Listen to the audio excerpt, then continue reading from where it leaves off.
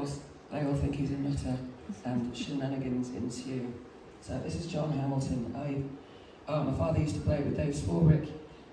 We played in Eliza Carthy for a very long time. And I also played with Nancy Kerr, so it's stretched across quite a bit of my life. Anyway, here it is.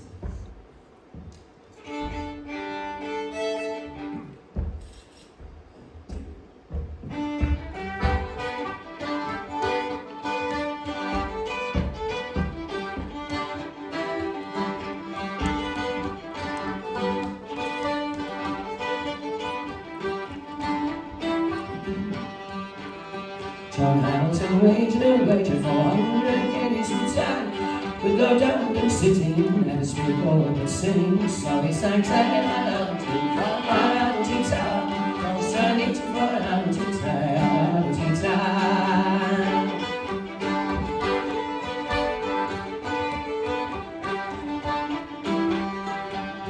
Policemen came running, shouting, the madman's coming along. We shall see you years, we'll soon put an end to his song. So he sang, tay-I-am-to-tay-I-am-to-tay. Oh, he sang it tay-I-am-to-tay. They took him before the justice to see who he could be. He sang it tay-I-am-to-tay. On the singing went in, they brought him 2 pens and paper to see if he could write. He sang it tay-I-am-to-tay. On the singing all night. So he sang tay-I-am-to-tay. Oh, he sang it tay-I-am-to-tay.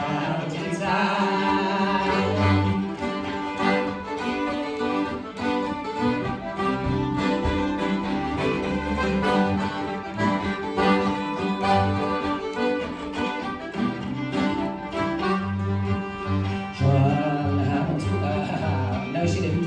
What did she do next? Came running the justice's daughter, a beautiful woman was she. John Hamilton singing in on him, she cast her eye. Bade he go open the chamber, let the young gentleman in. See that you're using the tea and filling a bottle of wine. So he sang, tay-I-am-to-tay. So he sang it tay-I-am-to-tay. John Hamilton put his hand in his pocket and made all his shillings to fly.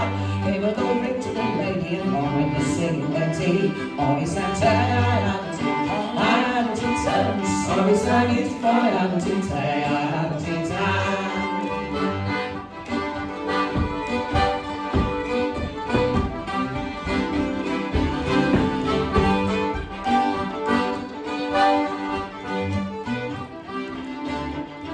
John Hamilton won a wager for 100 guineas and 10. Married the justice's daughter and that put an end to his song. She loved him for cracking his fingers, for singing his song, and loved him for it to fly I-am-to-tay, I-am-to-tay. So he sang tay-I-am-to-tay, I-am-to-tay. So he sang it to fly I-am-to-tay, I-am-to-tay.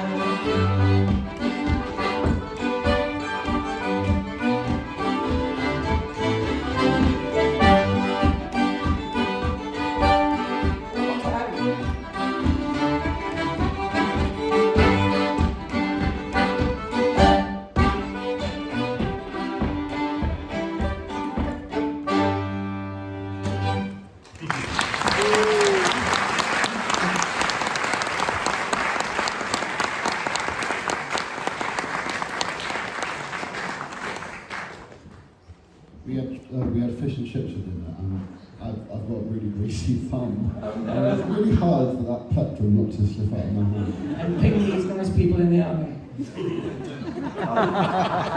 Go backstage to do that. Dry my thumb. It's like the milky guy.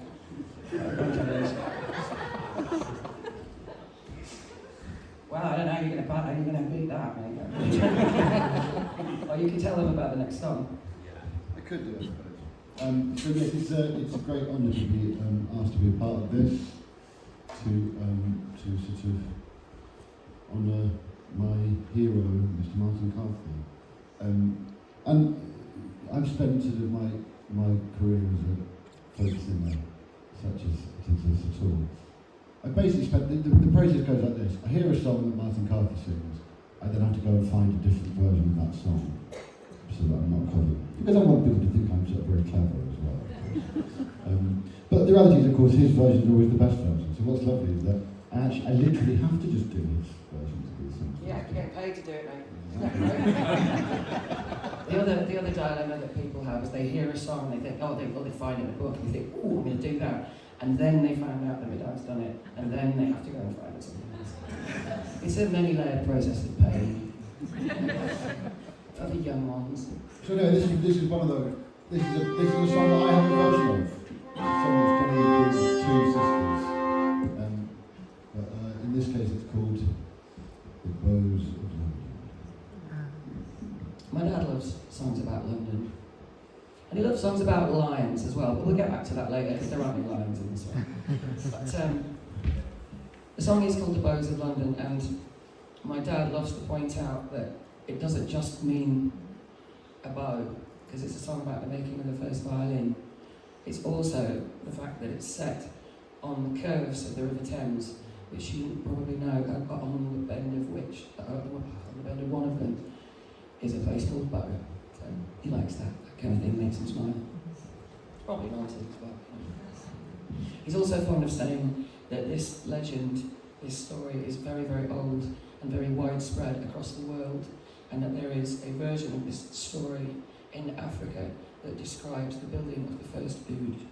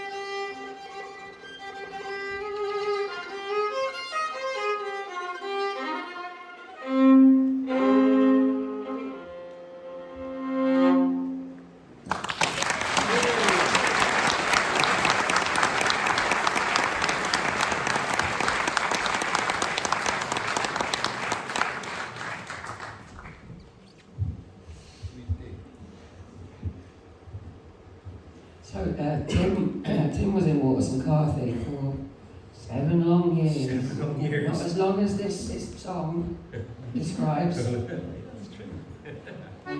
yeah, he's made 4 albums with us. I think so.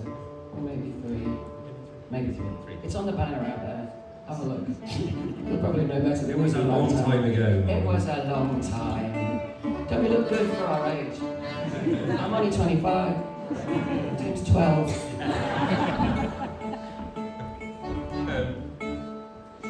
Yeah, this is a song, it's essentially about the perils of falling in love with women. Terrible job. It's from down around my part of the world, in the southwest. Is the suspense killing you? Oh, it's killing. It's one of those songs that it's a traditional song, made its way to America and then sort of came back and became a bit of a pop song, really, a proto-pop song. So there's lots of people that will know it or join in if you do. This is a guitar that Nick's playing. You might not recognise it. He actually cobbled it together from bits of an old car he had.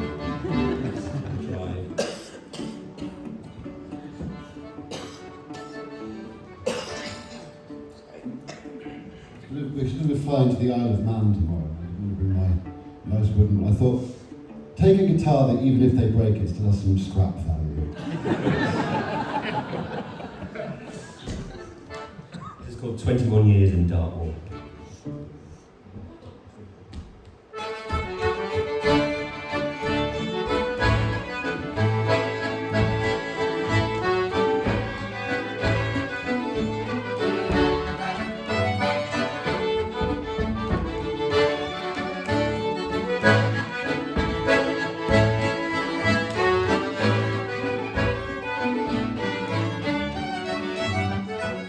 The judge said, stand up, boy, and dry up your tears. You're sentenced to Dartmoor for 21 years. So kiss me goodbye, babe, and say you'll be mine.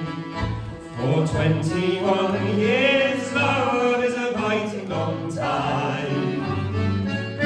Just look down that railroad, babe, there you will see my comrades waving their farewell to me. There's steam from the whistle and smoke from the stand. But I know you'll be true love until I get back. Go back to the governor, babe, on your sweet soul. He has sent me to Dartmoor, so get up that road. For if I ain't got the governor, then governor's got me. And before Tuesday morning, I guess I'll be free.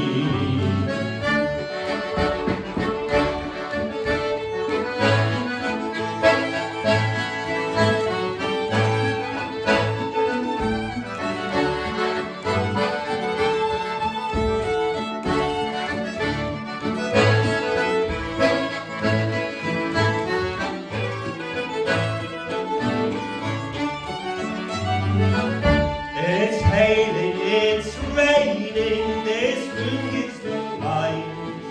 Oh baby, please tell me why you never write. I'm here in this jailhouse, my heart broken down. I had a letter from mother in old Kenton town. 6 months have gone by, babe, and I wish I were dead. In this dirty old jailhouse with a post for a bed. So hold up your head, babe, and dry up your eyes. For best friends must part, love, so must you and I. 6 months ago. It's been a long time. Take us back.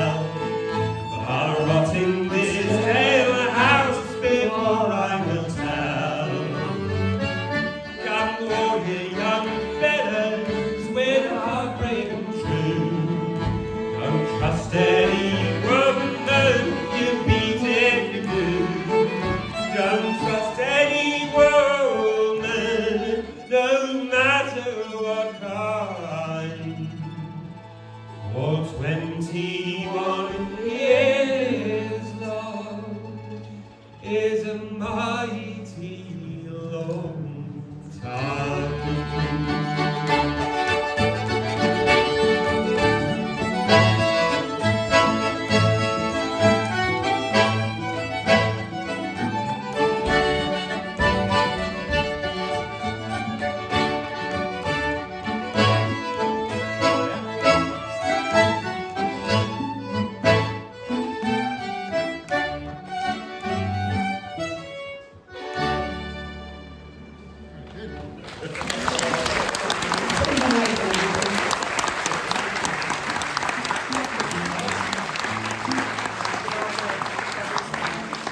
A little bit more guitar in mine. Me too, please. Okay, we're going to sing you this, and then we're going to have a break.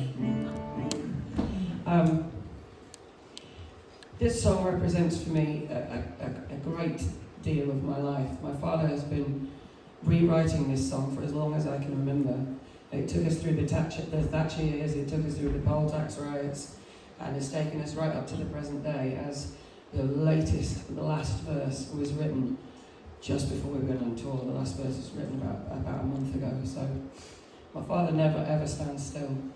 And I will tell you that is, I know that's ironic since he's standing still right now. In fact, he's probably asleep in front of the television, but you know what I'm saying. That this is not the last time that you will hear him sing. He can still remember all the songs. One of the sort of saving graces, I suppose, it's been very profound and actually a joy, is watching him teach his songs to Nick and to Tim and to his grandson Finn, who you're going to see very, very soon. Can we see him now, actually? Oh, he is on this. Just wave that way. Please welcome Finn Curran-Carthy to the stage.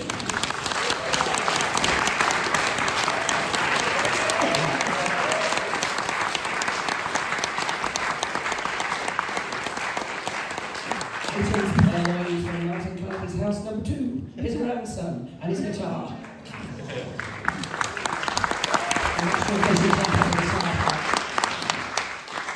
I can tell you that this is not Dad's main guitar. We haven't literally left the house, left him all alone and taken his guitar, because that would be wrong. This is the spare.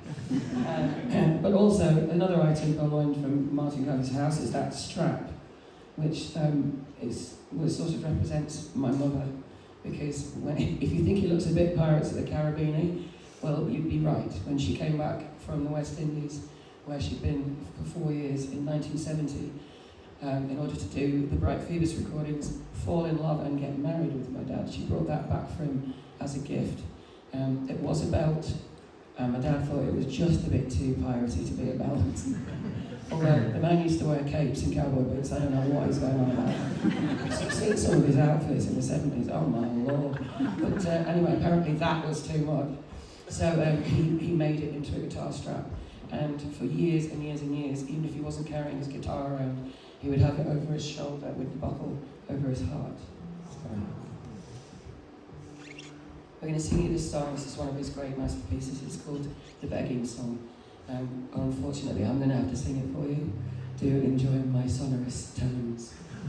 If you know the chorus, please try to drown me out. It won't be difficult. And yes, we'll see you over by the merch desk. We've got all kinds of stuff that we've scraped out of the back of our kitchen. Come and see it. Come and marvel. Okay. 1, 2, 3, 4.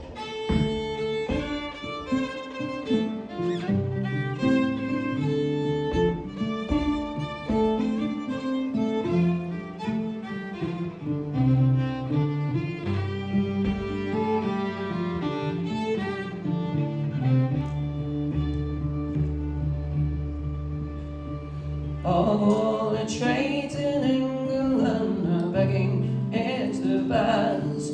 Oh, when a beggar's tired, he can lay him down and rest. Under begging I will go, under begging I will go. I got on the train at Carlisle, they kicked me out at Crewe. I sat on every paving stone from there to Waterloo. Under begging I will go,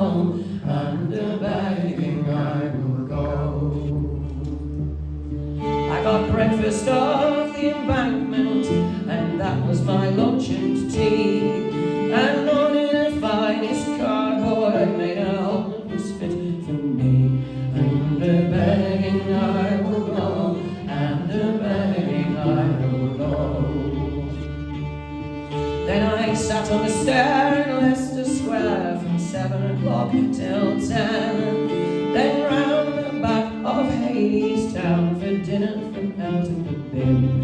And the begging I will go, and the begging I will go.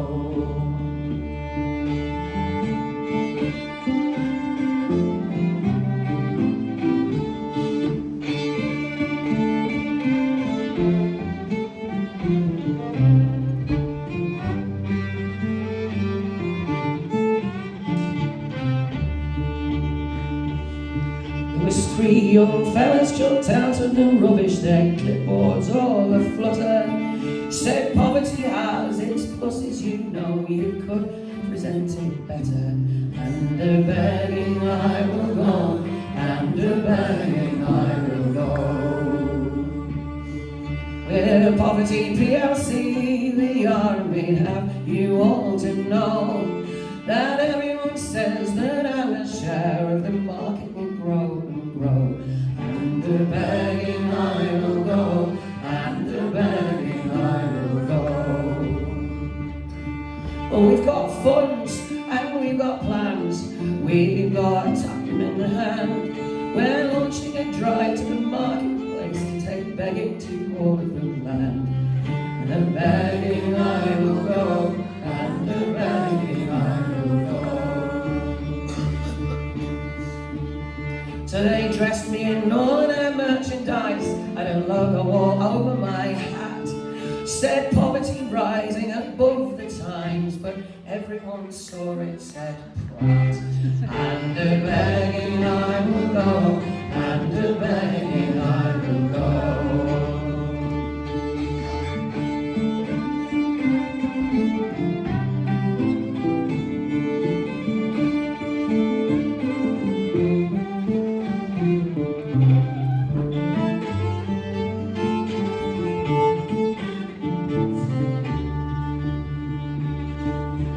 I can rest when I am tired, I heed no master's bell. A man would be daft to be a king when beggars can live so well. And a begging I will go, and a begging I will go. I'm a great Victorian value. Sorry.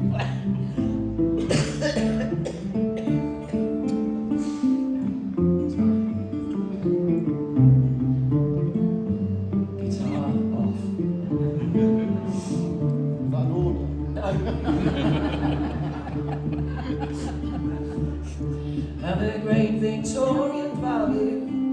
I'm enterprise poverty, completely invisible to the state and everyone to see. And a begging I will go, and a begging I will go. There's billionaires in Leicester Square, tax breaks in Millionaires Row. Second homers are ruining our seaside towns, but small boats are the problem, you know. And a begging I will go,